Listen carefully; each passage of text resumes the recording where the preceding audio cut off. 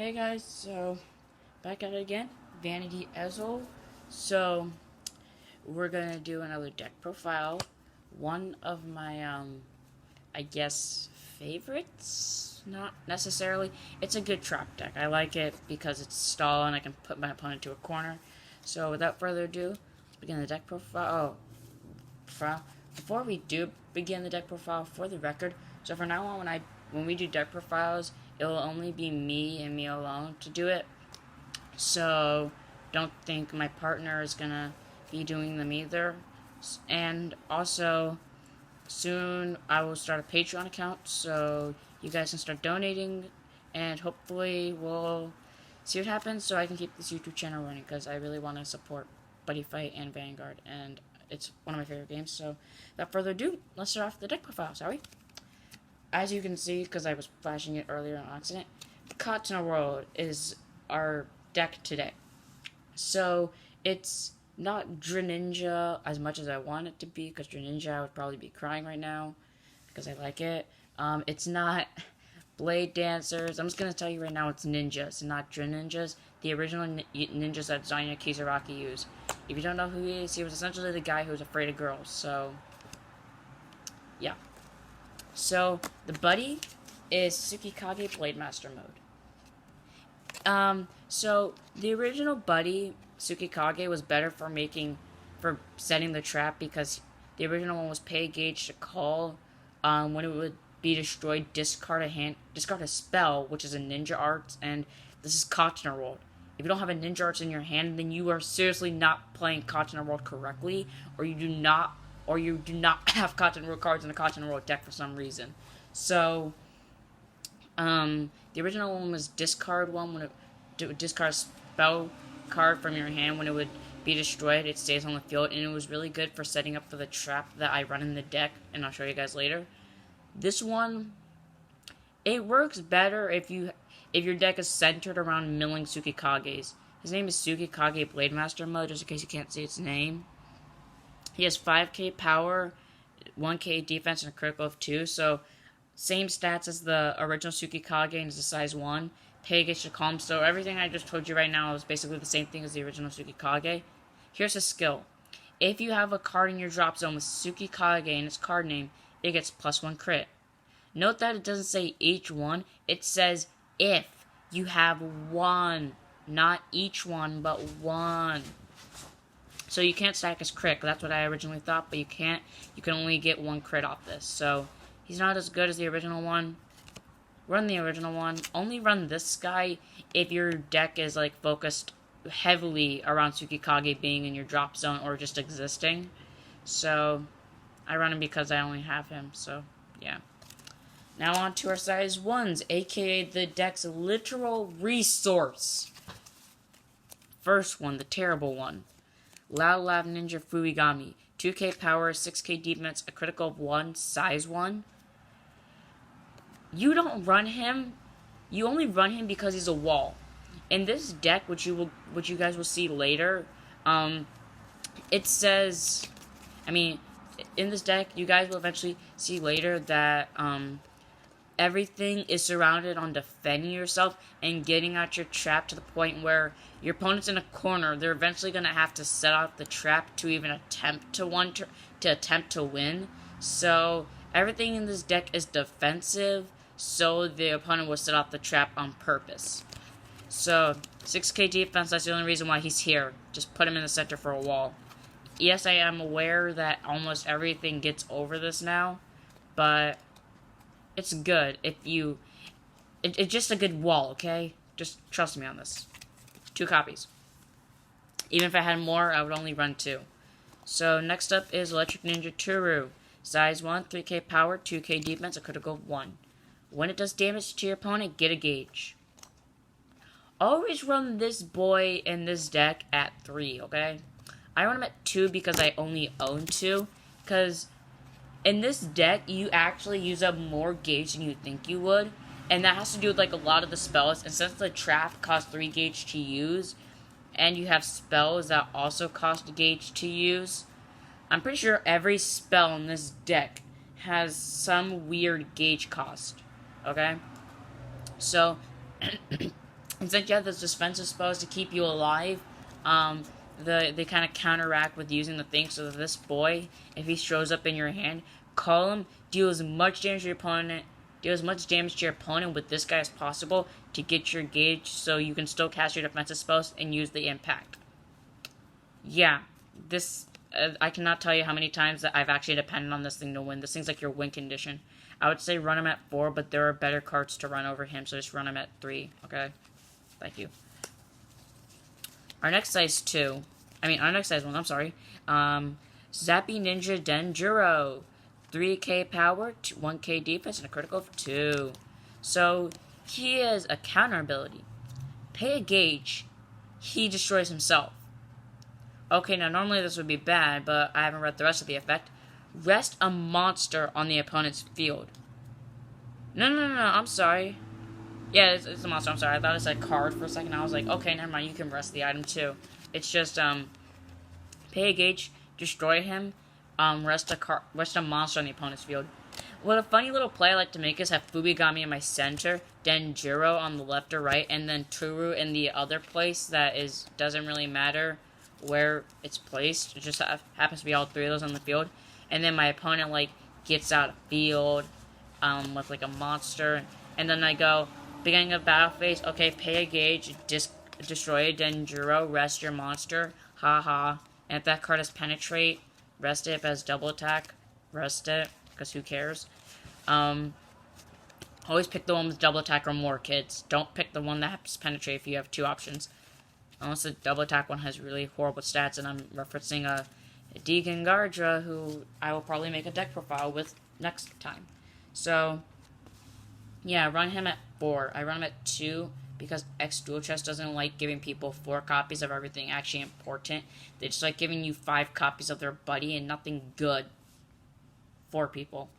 I only own 2, so I only run him at 2.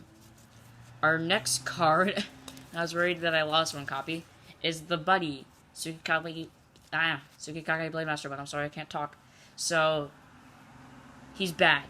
He's useless if you don't have other Tsukikages. I only own 1 Tsukikage, and this happens to be him. So, unless if I open up with 2 of them in my opening hand or some miracle, you ain't gonna get this. Don't run this boy unless you actually just are focused on Tsukikages. Legit focused on Tsukikages and nothing else, okay? He's my buddy, unfortunately. 3 copies, don't run him at anything. If you make a Tsukikage-based deck, run him at 4, otherwise don't run him at all. I run him at 4 because he's my buddy and I don't really have a choice when I should actually be using another card as my buddy, which I don't know why I'm not. Well, I'm not because it's not a size 1, it's a size 3. Next up, I didn't read oh yeah, I did. So Stealth Ninja Kirikakure Saizo. 2k power, 3k defense, critical 2, size 1. He's a vanilla. If you want a card that's an anime or has a really cool card text, run him. Here's why I like him. His card text states, in the darkest nights and days of rain within the fog, the ninja strikes when no one moves. And what he says when he's attacking in the anime, he says, cut through the mist and hide through the shadows. Mutation sword, navigate all through the unknown. I like that boy's text, but he's not really a good card otherwise. Just run him. I run 4 because he's a size 1. In a ninja-based build, if you're not playing ninjas, in a ninja-based build, always surround your main units around size 1s, otherwise you're bad. So next up, it's Accelerate Ninja Hayate. Size 1, 2k power, 1k defense, critical of 2 with move. That's all it has, move. So, normally sorry, my throat's hurting right now. Normally, if you were playing against an annoying, like, if you were running items in this deck, which you will never in ninja decks, unless you're playing, once again, Ninjas, but those are the exceptions, this card's move ability will become useless. I run him because I have no other better size 1 ninjas, and even though I do have other size 1 Kantana roll cards, I'm trying to make a theme here where I do my best to make it ninjas only, okay? So I'm trying my best here to make it only ninjas, and all the other ninjas, one nullifies penetrate, and then the other one is just kill itself at the end of the turn. I bet you can guess where that's from. Skull Warriors, just in case you don't know. So, yeah, just run him. He's a ninja. He's my boy. run him at 4 if you're going to actually run him at all. Now on to our size 2s, because those are our last size 1s. Scorpion Armor Kantana. I'm sorry, I can't read its name properly. So 2k power, 6k defense, critical of 2, size 2. When it attacks and deals damage to your opponent's item cannot stand during their next stand phase. Here's the problem with this. There are 2. So first off, its skill is restricted to your opponent actually having an item equipped, and its attack has to hit and deal damage to them. Not just hit, but deal damage.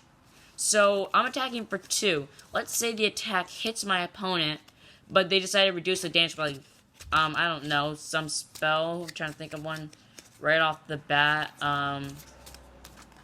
Shoot, I forgot the name. I know what it does, I just forgot the name. It's, if you're being attacked the next time... Oh, I remember it. Creates of Cassiod. It's, next time you take damage, it's reduced by 3.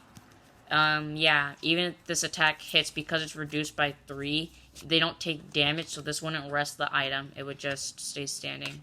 So, yeah, I mean, if it does hit, though, and considering the fact that every single deck that exists right now, I am not lying, has some form or way, and is heavily reliant on actually having an item equipped, except for one, and that's Dragon Blood Divisions, and there's no really stopping them unless you're cheating. Scorpion Armor won't really save you. Because, I mean, Scorpion Armor will save you if it actually hits, because another item can't stand that shuts down their place. This shuts down Triangulum Galaxy. This shuts down Deity, Greninja, sometimes. This shuts down Link Dragon Order if they can't spam out their field fast enough. And then my favorite, this also shuts down, what's it called? Electro Deities. And then it shuts down my favorite one, aka, Kantana. No, not Kantana, I'm sorry. What's its name? X-Blades. You know, like the deck that focuses on having their items standing so they can use their impact that nullifies your attack and deal 3 damage. What's that? This attack hit and does you damage. Guess what? Your item can't stand. Oh, wait. Sorry, guys. I just forgot that they never attack with their item in the first place, so ignore that whole sentence I just said. Anyways, it also gets around my other favorite one, what's it called? Hero World variant. Hero World Cosmo Man. I've played against Cosmo Man before and I've lost to that deck and I wasn't playing this boy. And the reason why Cosmo Man won is because on his, he went first and he dealt me 5 direct damage. And I didn't have a shield. So I went to 5 life on my first turn. I was at 5 life before I even started my turn because Cosmo Man's overpowered. But because Cosmo Man is counted as an item once you equip it and it goes to rest, if you use this boy, you shut down a 5 crit attacker with double attack and penetrate.